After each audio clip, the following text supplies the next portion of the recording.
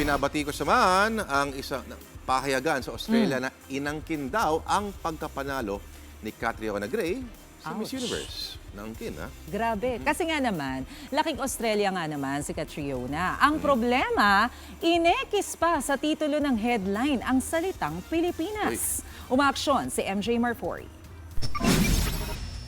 Sa kanyang unang Instagram post matapos makaronahan, sinabi ni Catriona Gray na kahit Miss Universe na ang kanyang sash, mananatili pa rin siyang Miss Philippines. Kaya uuwi na siya sa Pilipinas. Trending naman ang front page ng pahayagang ito sa Australia.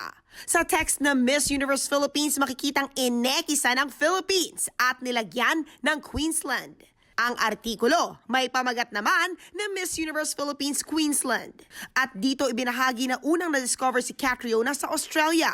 Komento ng isang Pinoy netizen, bakit hindi inangkin ng Australia si Catriona noong mag-runner-up siya sa Miss World? Pasaring pa ng isa. Baka ito ang dahilan kaya mas pinili ni Cat na i-represent ang Pilipinas. Para naman sa mga pageant enthusiasts, hindi na dapat gawing issue ang pagiging half Pinay ng ilang kandidatang isinasabak ng Pilipinas sa mga international pageant. Tayo kasi, we are a melting pot. Wala ka naman din talagang matatawag na pure Filipino, pure Filipina. Bawat region, iba yung ganda ng mga Pilipina. Umaaksyon! MJ Marfori, News 5.